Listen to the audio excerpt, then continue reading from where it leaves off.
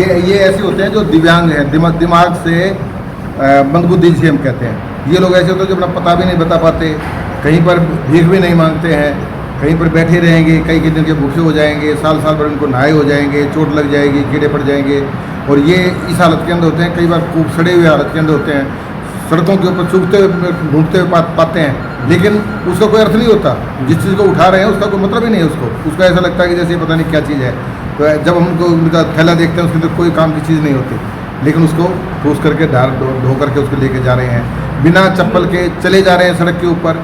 कहाँ से आए हैं, कहाँ जा रहे हैं, कोई उद्देश्य नहीं, केवल चलते चले जा रहे हैं। गर्मी के अंदर भी अर्थात उनका दिमाग काम नहीं करता। प्यास लगी है, साथ में प्याऊ बनी हुई है, उनको नहीं मालूम कि यदि मैं पानी पी लूँगा तो मेरी प्यास बुझ जाएगी। यदि कोई व्यक्ति उनकी सहायता करना चाहे, उसकी तरफ 50 रुपये आपने फेंक दिए, उसको नहीं मालूम कि 50 रुपये का क्या होता है, या मैं 50 रुपये रख लूँ, या मैं 50 रुपये का सामान जाके खरीद लूँगा, उनको मालूम ही नहीं है उस चीज़। तो इसलिए ये जो लोग हैं समाज के अंदर सबसे दुर्दशा इन लोगों की है। तो उन लोगों को हम अपने एम्बुलेंस के द्वारा जब भी कोई समाचार हमारे को मिल जाता है तो हम उनको लेकर के आते हैं, यहाँ आकर उनको मेंटेन करते हैं, उनका इलाज करवाते हैं साइकेट्री का। और यदि वो अपना इलाज बता देते हैं, कुछ अपना पता बता पाते हैं, तो उनका घर ढूंढने का प्रयास करके उनको भेजने का प्रयास करते हैं। ये जो पहले मैंने बताया मैंने अनाथ आश्रम की व्यवस्था। दूसरी व्यवस्था हमारी वृद्धाश्रम की व्यवस्था।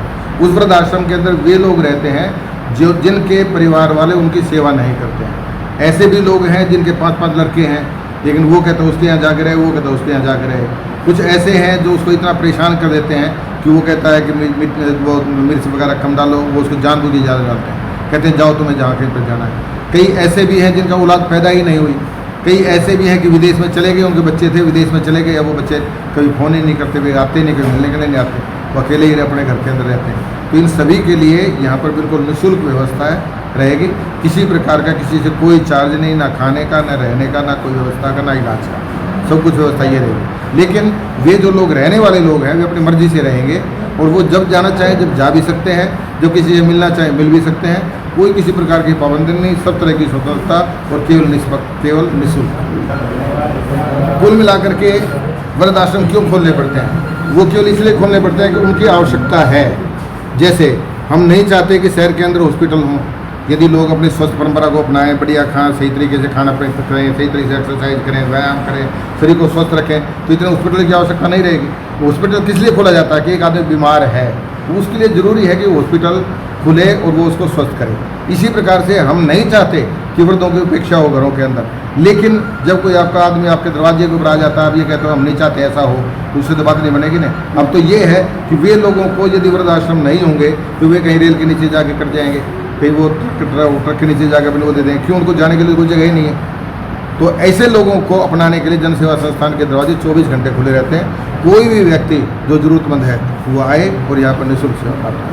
आप लोग भी टीवी फील्ड में रहेंगे, या आप कोई फ़ोन नंबर ऐसा देंगे जहाँ पे मृत कोई दिख जाए या कोई अपाइज दिख जाए आपके यहाँ पे? हम सब जगह खूब पब्लिसिटी करेंगे। सारी सामाजिक संस्थाओं को भी हमारे पास नंबर होंगे, सारे प्रशासन के पास भी हमारे नंबर होते हैं, पुलिस के पास भी हमारे नंबर होते हैं। क्योंकि मान लो पुलिस को रात को 10 बजे कोई महिला मिल गई, और वो कहाँ लेके जाए?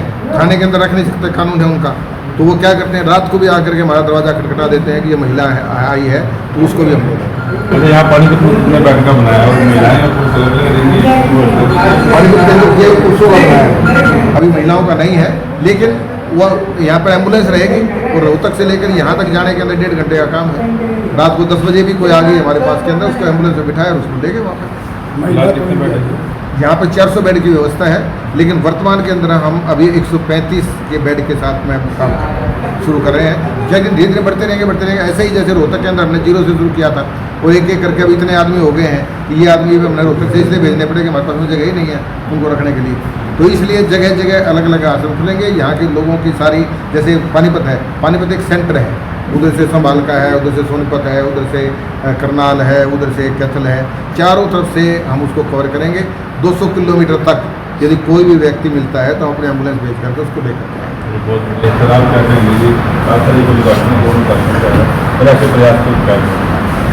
ये सब स्वामी जी की प्रेरणा है, तो इन्हीं से सब साथी जुड़े हुए हैं। और हमारा प्रयास रहेगा कि स्वामी जी ने जो हमारे ऊपर एक विश्वास दिया है, हम इनके विश्वास पे पूरा उतरे और यहाँ पे अच्छी सेवा हो। तो 102 मेंबर जैसे मैंने बताया वो बन चुके हैं अभी तक, और सेवा के लिए बहुत लोग तैयार हैं। तो हमने कई डॉक्टर्स भी आए, अभी एक डॉक्टर सोनलाल थे जो इसी कॉलोनी के, तो उन्होंने कहा मैं निस्वार्थ सेवा करने के लिए तैयार हूँ। डॉक्टर TR मदान आए तो वो समय देने के लिए तैयार हैं। वो सब बहुत साथी जिसको भी पता लगता है उसकी जो भी सामर्थ्य है वो उस तरीके से सेवा करने के लिए तैयार होता है। और हमारे पास जो भी लिस्ट आएगी तो हम उनको बुलाएंगे जैसी ज़रूरत होगी, और प्रयास होगा हमारा कि अच्छी से अच्छी शहर में सेवा दें। सीएम साहब आज हम करते हैं राज्य मंत्री महिपाल ढंडा जी, संजय भाटिया जी, प्रमोद विद जी और अपने पवन साहब राज्यसभा सांसद, ये सभी लोग। 102 मेंबर जो है जुड़ चुके हैं, अच्छा प्रयास है। और 7 तारीख को मुख्यमंत्री जो हरियाणा है नायब सिंह सैनी वो इसका उद्घाटन करेंगे। 400 बेड यहाँ बनाएंगे। फिलहाल जो है पुरुषों के लिए ये चीज़ें हैं और महिलाओं के लिए भी जो है आगे जो बड़ी हुई लोग बनाने की कोशिश करें। आप इसी